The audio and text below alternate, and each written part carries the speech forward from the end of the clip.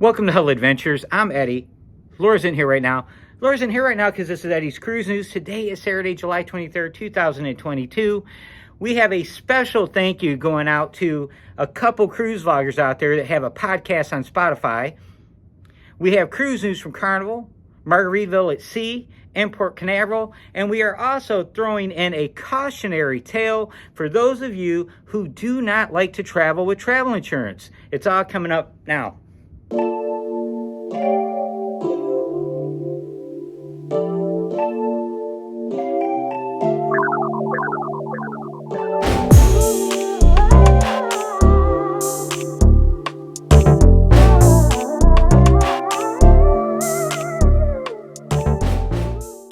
All right, we're going to start off today by thanking Trevor Shelby and Thomas Kennedy.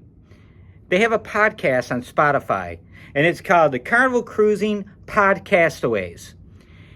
And they also are both cruise vloggers.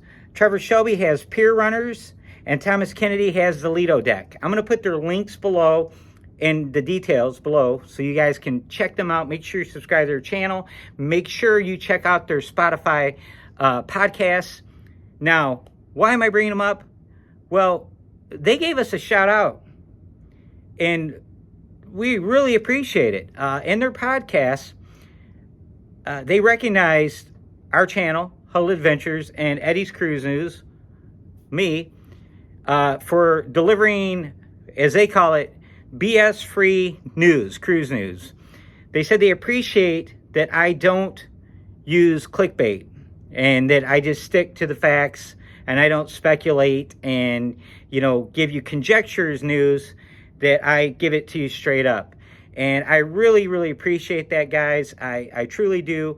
When Laura and I decided we were going to do cruise news, we were motivated by the fact that many of the people that watch our channel, according to YouTube analytics, were fans of the big cruise news channels. And we found ourselves being critical of many of the cruise news channels for their use of clickbait titles and sensationalism to get clicks and likes and subscribers. We don't agree with that. We think that that's vaudeville. That's cheap. We don't want to do that. When you use clickbait and sensationalism, you're using the same tactics the mainstream media uses to hurt the cruise industry and give us all these bad stereotypes and undeserved, criticisms that just things that are just based on nonsense. And we're always, as cruise fans, we're cruise fans first, guys. We love cruising. We're constantly defending the industry. And then to have fellow cruise vloggers and fellow cruise lovers slandering it constantly with this nonsense by using the clickbait, it's selfish, and it just hurts everybody. So Trevor and Thomas, thank you guys. You get it, and I appreciate you guys. Now, on to the news. Margaritaville at Sea joined Virgin Voyages by eliminating COVID-19 pre-testing. That's 2 cruise lines. Now, Margaritaville at Sea is a single ship cruise line. I'm sure they might end up adding more ships down the road, but that's another step in a positive direction.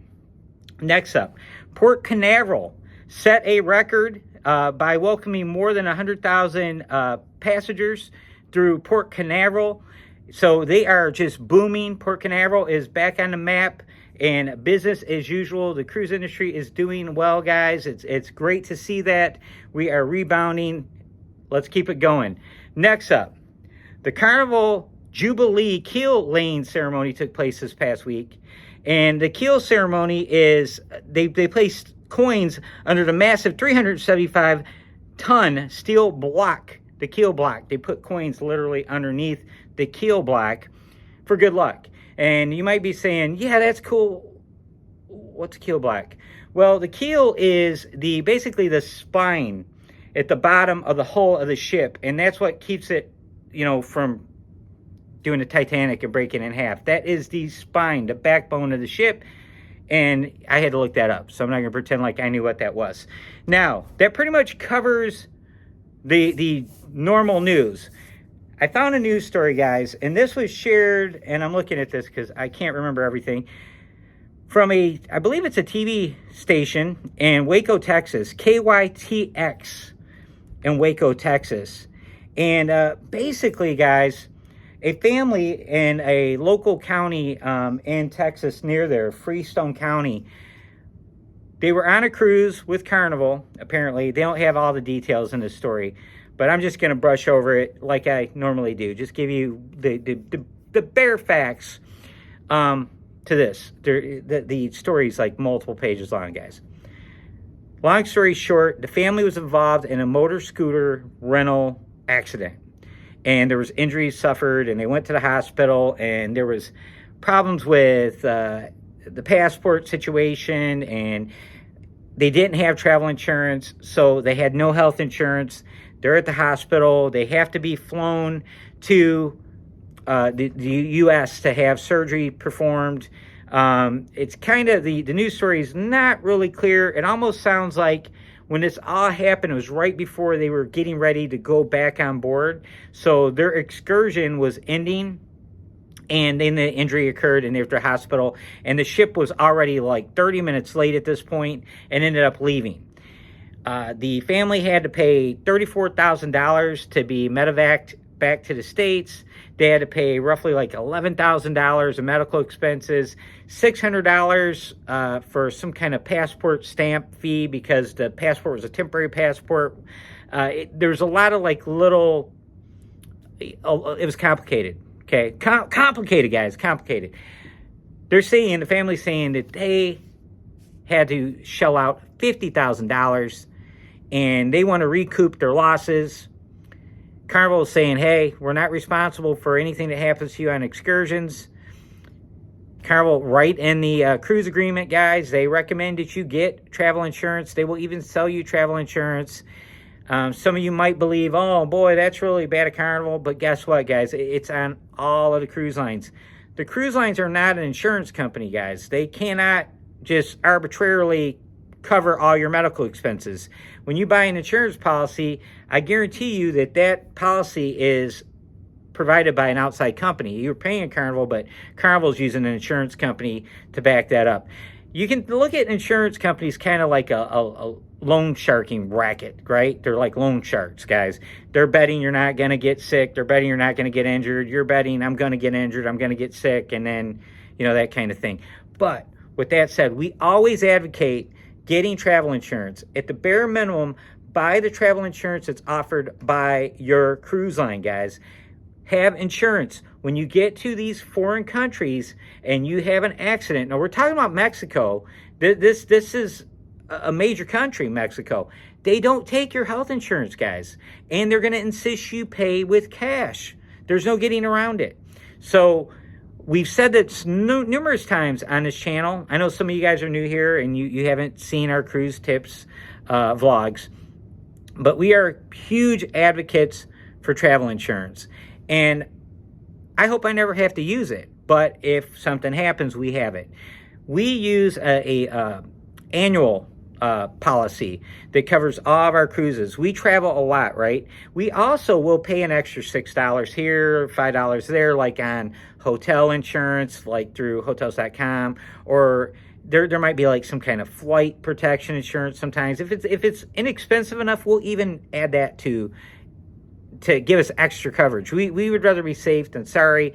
We are always ready for more than what we face. That's just how we don't want to have any worries, any headaches. So with that said, guys, I want one more time, I want to thank Trevor and Thomas, and make sure you go down into the description box. I'm going to put links to both of their Facebook or their podcasts on Spotify and their YouTube channels. They both have excellent YouTube channels. I have never, ever listened to a podcast until this morning, and I didn't know what they were going to say about me.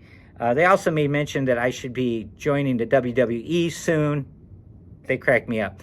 They're really, really cool guys, and I've been following their YouTube channels for about the last 6 to 8 weeks, and I thought, man, these guys are really professional. Their channels are fairly new, but then it turns out they have like 34 podcast episodes on their channel on Spotify. So that's pretty impressive, and you can tell they have a really good rapport back and forth, and they're really funny. And I do follow them on Facebook as well. So with that said, we appreciate any love and support we get from our viewers, our subscribers. All we ask, guys, just take a moment, hit that subscribe button, turn the notification bell on, and give us a like. Those things get YouTube to show our videos to other people. And it's free to you, and you know, it helps us. It helps us tremendously. So with that, I thank you in advance for subscribing. I thank you for watching this. If you have made it to 9 minutes and 45 seconds, you're a superstar. We love you. Bye.